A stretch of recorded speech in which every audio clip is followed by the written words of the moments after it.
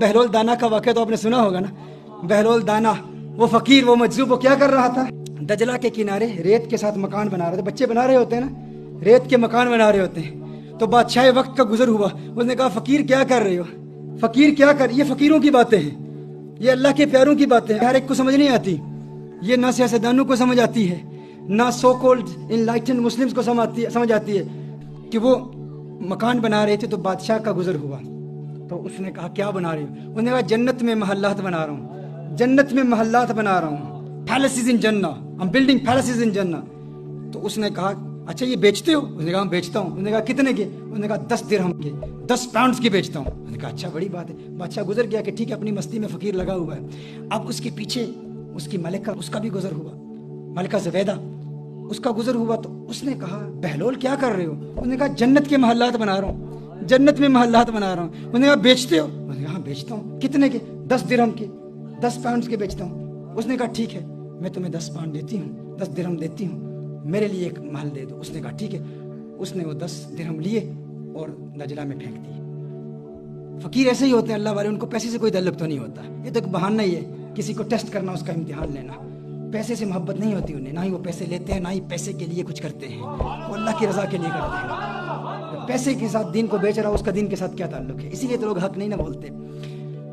پر بادشاہ گھر گیا, محل میں گیا تو رات کو سو گیا تو خواب دیکھتا ہے. لوگ جنت میں جا رہے ہیں, دیکھتے ہیں جنت میں ایک محل بنا ہوا ہے, بڑا ہی خوبصورت محل ہے. اس محل کے اوپر نام لکھا ہوا ہے زبیدہ, اس کی بیوی کا نام لکھا ہوا ہے. جاتا ہے فوراً, دربان روک لیتا ہے. اس نے کہا کہاں جا رہے ہو؟ اس نے کہا میری بیوی ملکہ ہے, اس کا محل ہے. اس نے کہا نہیں, وہ دنیا کے معاملات اور ہیں.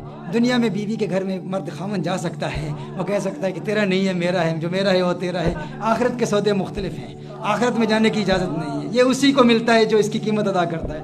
آنکھ کھلتی ہے, جاگتا ہے, بیوی سے کہتا ہے تو نے کوئی ایسی نیکی کی ہے, کوئی عمل کیا ہے؟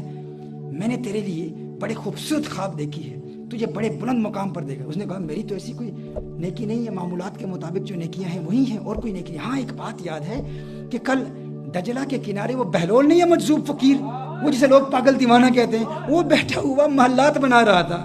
اور مجھے اس نے کہا, میں نے کہا کیا بنا رہے ہو؟ اس نے کہا جنت میں محل بنا رہا ہوں. تو میں نے کہا بیچتے ہو؟ اس نے کہا بیچتا ہوں. میں نے 10 درہم اس کو دے دیا. اس نے کہا ارے میں بے وقوف نادان, وہ مجھے بھی بیچ رہا تھا لیکن میں نے اسے فقیر سمجھا, کاش کہ آج بھی وہ بیچ رہا ہو. بادشاہ نے کہا, ارادہ کر لیا کہ اب میں جاؤں گا, کاش کہ وہ فقیر اپنی اسی موج اور مستی میں ہو, اسی دیوانگی میں ہو. وہاں جاتا ہے اور اتفاق سے بہلول دانا وہی موجود ہے, اور وہی کام کر رہا ہے, وہی بنا رہا ہے, محلات بنا رہا ہے.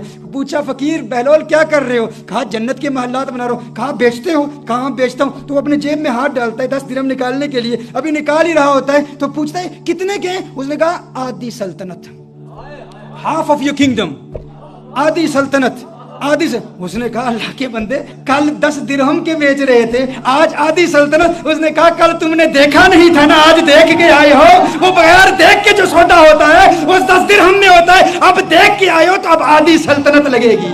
میرے دوستو یہی پیغام پہنچانا چاہتا ہوں, جس نے دیکھا نہیں نا, حضور کو دیکھا نہیں, اس کا بھی مقام بہت بلند و بالا ہے. اسی کے لیے حضور اکرم صلی اللہ علیہ وآلہ وسلم نے ارشاد فرمایا تھا, اے صحابہ تمہارے نزدیک سب سے عجیب ایمان کس کا ہے؟ تو صحابہ نے کہا یا رسول اللہ صلی اللہ علیہ وسلم سب سے عجیب ایمان تو ملائکہ کا ہے, فرشتوں کا ہے. میرے آقا صلی اللہ علیہ وسلم ارشاد فرمایا تو اللہ کو دیکھتے ہیں. کہا پھر انبیاء کا ہے, انبیاء کا ایمان سب سے اعلیٰ, سب سے عرفہ, سب سے بلند و بالا. لیکن میرے آقا صلی اللہ علیہ وسلم جس نقطے کی طرف اشارہ کر رہے ہیں وہ نقطہ کیا ہے؟ عجیب بات کیا ہے؟ حضور نے فرمایا انبیاء پر تو وہی نازل ہوتی ہے, بتاؤ تمہارے نزدیک سب سے عجیب ایمان کس کا ہے؟ صحابہ نے کہا فنحن یا رسول اللہ صلی اللہ علیہ وسلم, آقا پھر ہمارا ایمان سب سے عجیب ہے.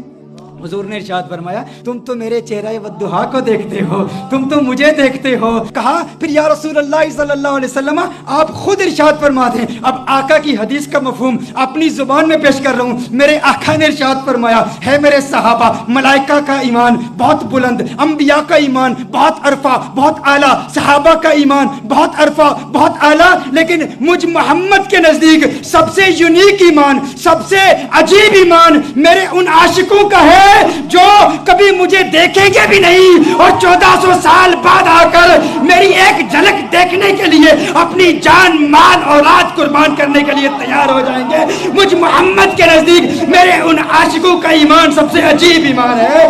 یہ وہ سوتے ہیں جو بغیر دیکھے کے ہیں, تم نے دیکھا بھی نہیں اور ان کے لیے جان قربان کرنے کے لیے تیار ہو. تمہارے لیے میرے آقا نے ارشاد فرمایا توبہ لمن رآنی وآمن بی, ارے مبارک ہو ان کو جنہوں نے مجھے دیکھا اور مجھ پر ایمان لائے, اور توبہ 7 مرات, اور 7 مبارک ہو میرے ان عاشقوں کو کہ جنہوں نے مجھے دیکھا بھی نہیں اور میرے دیوانے ہو گئے. تم نے دیکھا بھی نہیں, تم نے دیکھا بھی نہیں.